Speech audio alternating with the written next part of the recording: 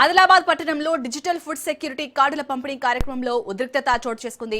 కార్యక్రమం ఏర్పాటు చేసిన బ్యానర్లో ప్రధాని మోదీ ఫోటో లేకపోవడంతో పాటు ప్రోటోకాల్ పాటించలేదని బీజేపీ కౌన్సిలర్లు నాయకులు ఆందోళన చేపట్టారు.